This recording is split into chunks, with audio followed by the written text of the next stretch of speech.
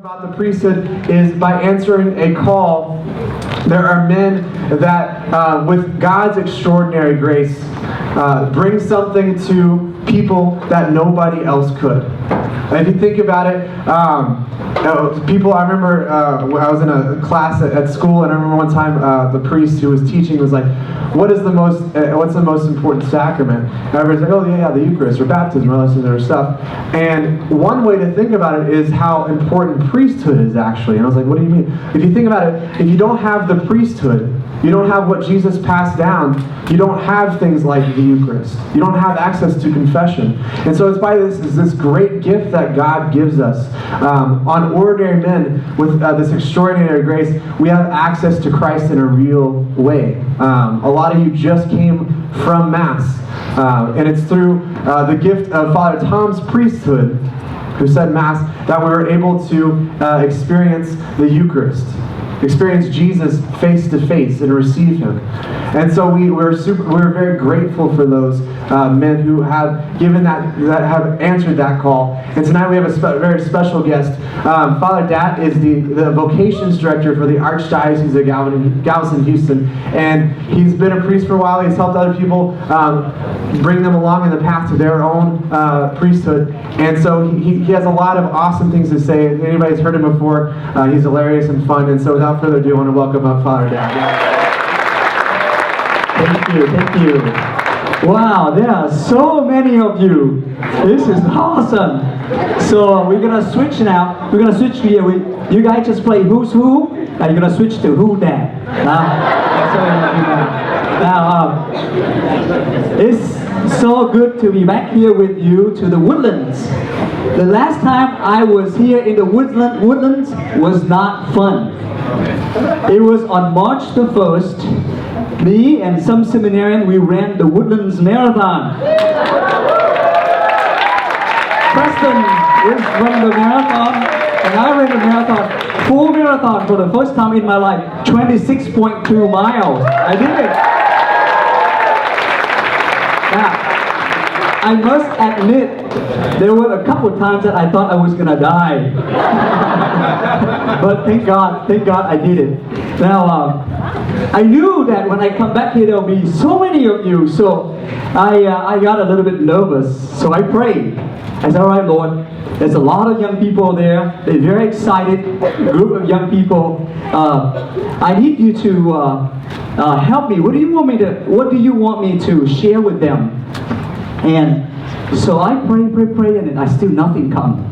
So yesterday, Saturday, I said, uh-oh, Jesus, my homework is being due next day. I haven't had any thought yet, so you need to help me. So after I prayed, I went out. I thought, okay, I'm gonna go out. I had my jogging shoes on, and then my shirt. I went out and I was running.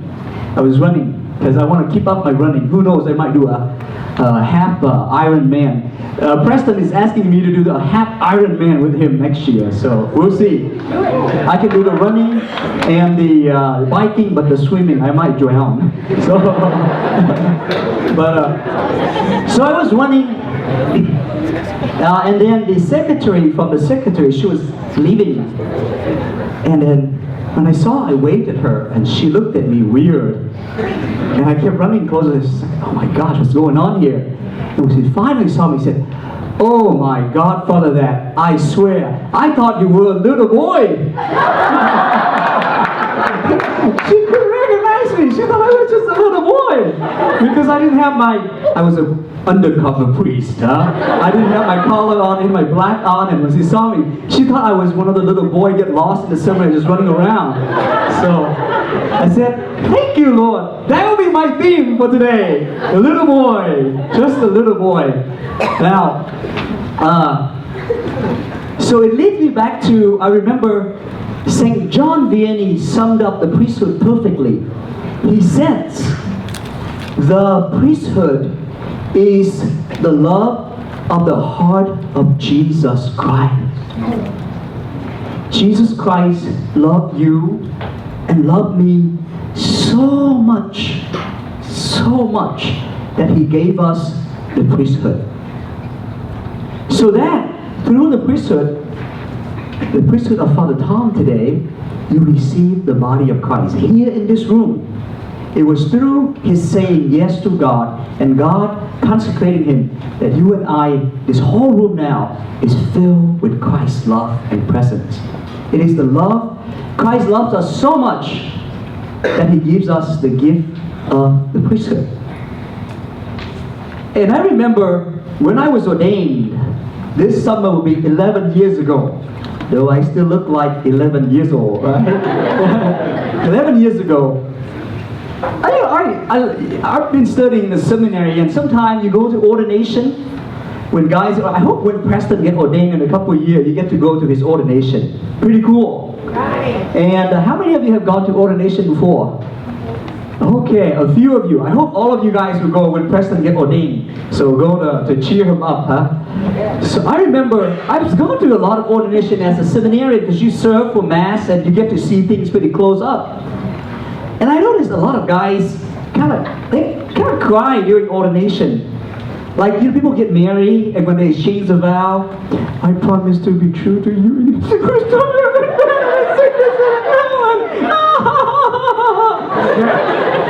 Some guys, when they get ordained, they cry. And so, when I saw that, I said, not me. Not me. You know, when I left Vietnam by boat, I was 12 years old. And I left Vietnam, left my parents, my family by boat to come to the U.S. so I can study to be a priest. Because in Vietnam, the communists would not allow me to enter the seminary. The night before I left, my dad pulled me over. Dad, pretty tough. Said, Dad, when you left Vietnam, it's going to be very tough. You'll be on the boat, you'll be hungry, all that. But remember, you have to be strong. You have to be strong. You see, Dad? Dad went through a lot. Dad was in prison. DAD, my dad said. DAD, not DAT, right? Said, I was in prison, but I stay strong. Trust God. You don't cry. You stay strong. I told Dad, Dad, don't worry. I got this. I got this. You know Bruce Lee? That's Father Dad. Ooh, don't mess with Father Dad. Huh? So I don't cry, all right? So when I saw those guys do that, watch me, all right? So on the day of the ordination, we lined up, we all kneel, and then before the ordination, we lie prostrate on the floor, a sign that God, we are nothing. All that we are about to receive is your total gift. This is not about us, it is about you and your people. You know, there are 7 sacraments, right? And all the sacraments are for us. Communion, anointing of the sick, reconciliation is for us.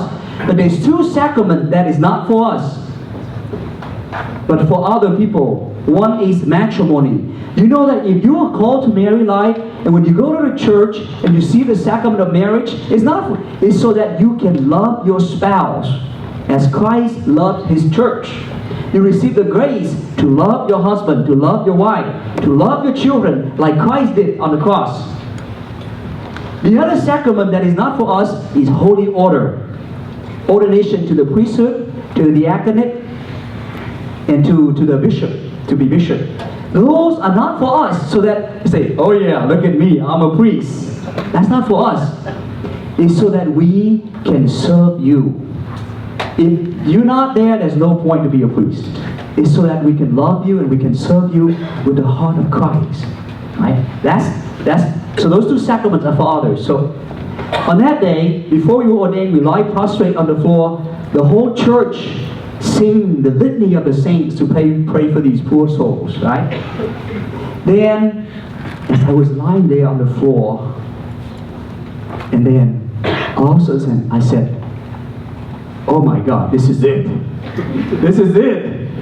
After they finish singing the song, the choir going to lay its hands over me, and I'm going to become a priest of Christ forever, now and in eternity in heaven.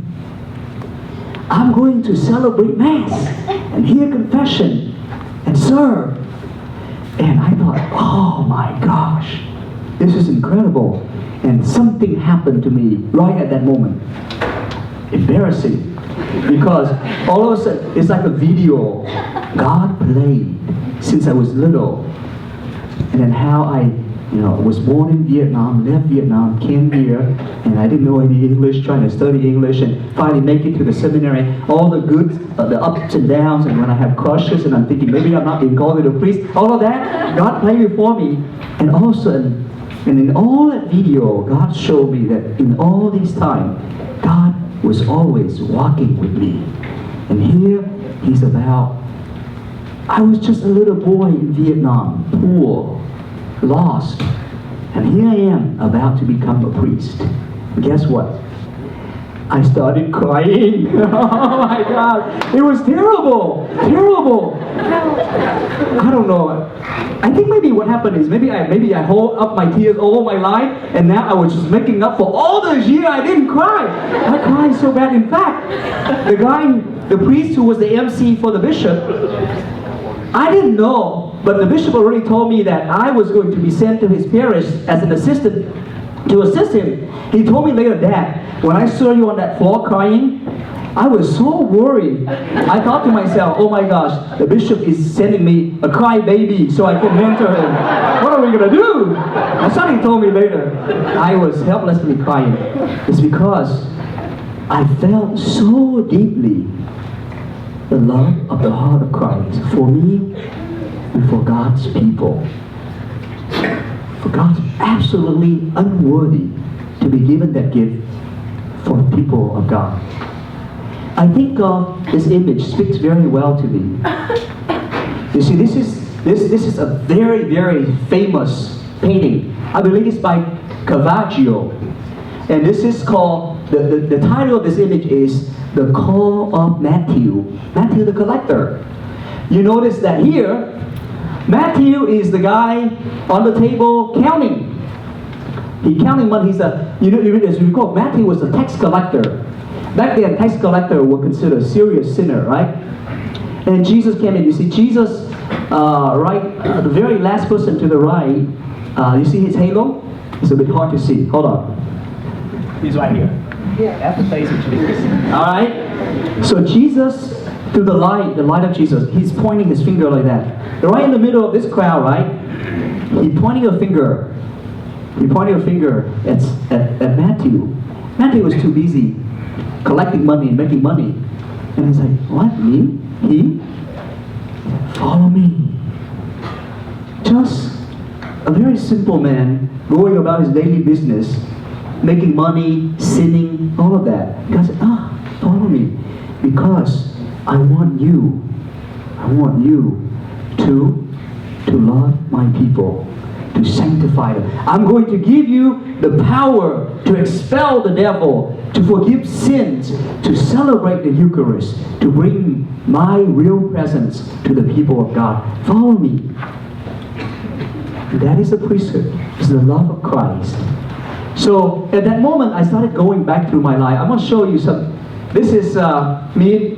Because of the war, Vietnam War, we couldn't save a lot of pictures. I came up, this is how my house in Vietnam looked like. And you see it's my brothers. You see that cute little boy playing the violin? That's me. See? And when I was little, I just really want to be a priest. So priests used to come to the house a lot. Now that I look at that picture, it looks like that priest is looking at me and said, you better become a priest, son. Yeah, look at that. So that's me. So I grew up in Vietnam, just poor, simple family. And then I felt the call. So because of the war, I could not become a priest in Vietnam. So I had to leave Vietnam by boat. And when I was 12, I left with my younger brother. So you see that the taller guy? No, that's me, and that's my younger brother. That's us in the refugee camp in Thailand. So we left by boat, we came to Thailand, we lived in the refugee camp for almost 3 years. And finally, before we get to Thailand, we were stopped by pirates. That's another story. Next time when I come here, I'll tell you the story about the pirates, huh? So, but we made it to Thailand, and then we stayed there for 3 years, and then I finally make it to the United States. See that priest there? That's not me. That's my uncle. He lives here in Houston already, so he sponsored us over. And then my 2 older brothers had camped before, and he camped here. So that's us That's me, the first guy among the 3 guys over there in the center. So I came here, I spoke no English, and I had to go to school, and I was scared. I told you, I don't know if I told you, but I didn't know it. When I came here, I was so scared to go to school. I spoke no English, and you know, you have to finish high school to go to class, and so I was so stressed out, so sad, so depressed. Every time I come back from school, the first thing I do is, the only thing that made me happy was I turn on the TV and watch Tom and Jerry. Because you don't have to know any English to understand Tom and Jerry. I still love that show to today. So, but I study hard. This is my picture of when I was a freshman. Poor little scared boy, you see? And then I study, I made it. And then let's see what I have next. And I graduated. I didn't Thank you. So that's me graduated when I was a senior. How many seniors are here? Whoa, a lot of seniors. All right, it's a few seniors. So after I graduate, I enter the seminary. Let's see, do I have a, oh, that's me when I enter the seminary. And then I entered the seminary, and we started out studying philosophy in Dallas. That's what Preston studied as well. And then I study. This is what my room looked like in the seminary. We have a little, I have my bed. I have JP2 on there. And all my books and Jesus there. So there I studied for 4 years while being in college. Now while I was in the seminary, just an ordinary guy, you know, very, very, very ordinary guy. I like a lot of things. I like, let's see, I have some pictures there. This is me throwing a perfect spiral football. I think the Texans should hire me. So I love football. I'm a huge Texan fan. That's why my heart was broken last year. But we'll do better this year. So I love playing football. Bruce Lee. I love karate. I love karate movie. I watch a lot of it. In fact, seriously, I took karate for 6 years. Don't mess with Father Dad, I'm telling you. And then I also, this is me when I was in seminary and I was having a really hard time with philosophy and I was not doing too well on the test. This is me when I'm really frustrated. It was hard. I love skiing. Oh, we had snow one time in Dallas, but I love skiing. Anybody here ski? Oh, we have a lot of skiers.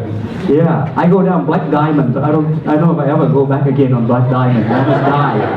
And then, I love traveling. This is me in Thailand. I went and ride on I'm a very adventurous person. I enjoy a lot of things. What else do I have there? Ooh. Guess where that is? That's me in Mexico. I love riding horse, but they give me that little slow horse. We were supposed to ride up that, you see that mountain back there? That's the volcano. It took almost a whole day to get up there because that horse wouldn't move. What else do I have? Ooh, this is me parachuting. I did skydiving too. I jumped off that's me scuba diving with the fishes. What else do I have there? Oh, that's me in Rome. Florence in Rome. Oh, look at that. Oh, in my young days. What else do I have there? Oh, I love dancing. Yeah, that's the weird dance. We're going to flash that one quick. Then, finally I get ordained. Yeah. Okay. So, that was 11 years ago when I got ordained. And then what else do I have there? That's me, smiling, happy. That's why after my ordination. And then what else do I have? That's my uncle, that's my mom and dad. They finally made it to the United States. Thank God. Now, when I was ordained, I have many reasons I want to become a priest, but one of the reasons is I really want to hear my mom and dad's confession.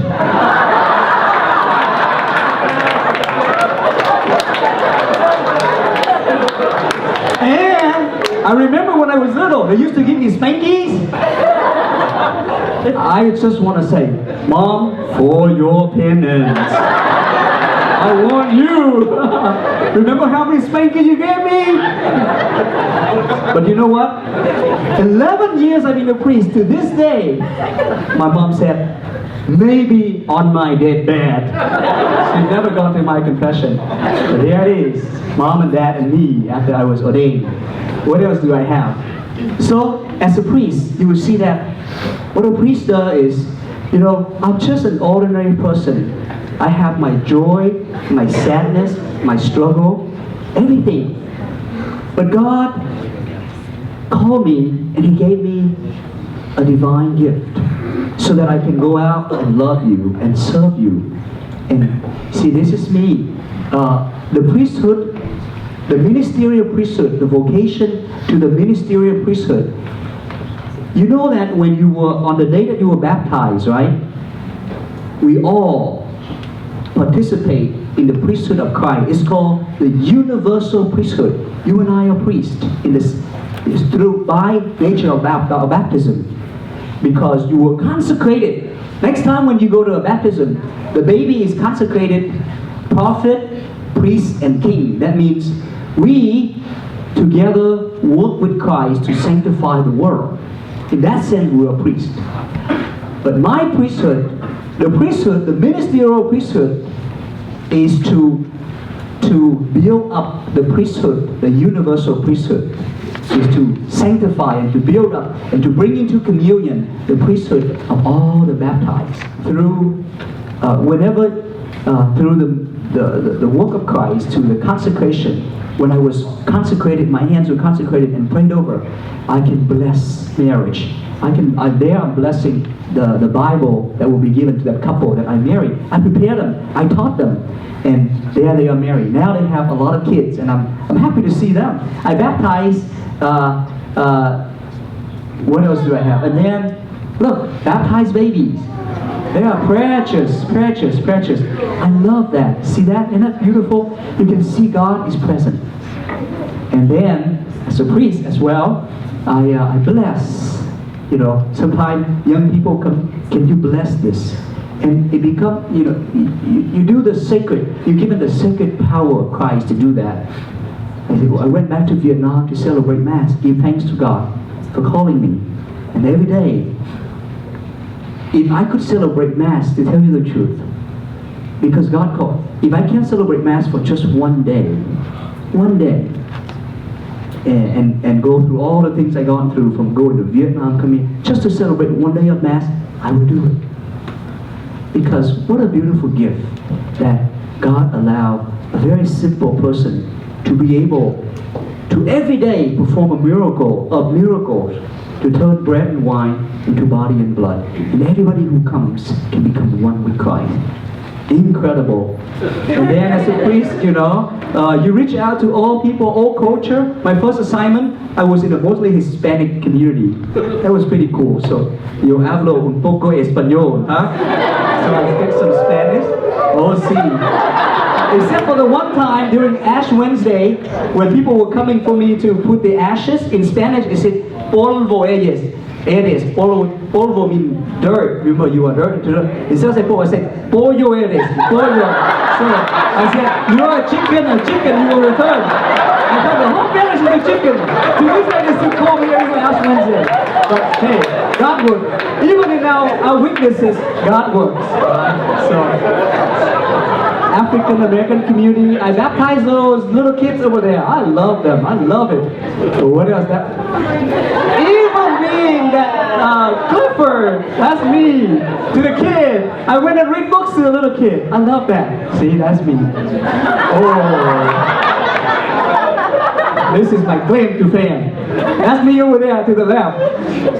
This is Father Cantu. He is now Bishop Cantu. I beat him up. So he was my pastor. So we did that to fundraise. So I can say today, I beat up one bishop. What else? Oh, I hang out with the youth. That was fun. That was it. I was at Mary Magdalene. Just like I love hanging out with you guys. It makes me feel young. Oh yeah. All of that because the Lord called me, consecrated my hands. Not for me. It's not about. It's about God, Jesus, and all of you. That's what the priesthood is. If we look to the scriptures from the very beginning, God called ordinary men. He see God's people. He called Abraham. And then when people were in slavery, in the bondage of Egypt, He called Moses. And when Moses was overworked, He told Moses to pick 72 elders, and God prayed His love and His power over them. He chose the Levite to be priests who sacrifice to bring God's sins to the people, to people's sin to God, so He can forgive them. And then when Jesus celebrated the Eucharist, He told His disciples, do this in memory of me. And then He gave them the power to go out and dispel the devil, to heal, to forgive sins. And now Jesus continue on. He is no longer here. But through the priests, God continue to bring His love, His healing power, His sanctifying power to us. That's why when you see the priest, what you see is the love of the heart of Christ. So today, as we talk about the priesthood, every time you see the priest celebrate Mass, every time you see him bless, see Jesus standing. He acts in persona Christi, in the person of Christ. I would like for you to please remember to pray for your priest, that they may love and serve faithfully. I would like you to pray that more guys will not be afraid to say to God, God, I'm very ordinary. I have my struggle, my limitation. But if you're calling me, I say yes to you. Not for me, but for so many people. I can tell you countless millions of stories of that, because God so loves us. So you guys are awesome. Thank you so much for your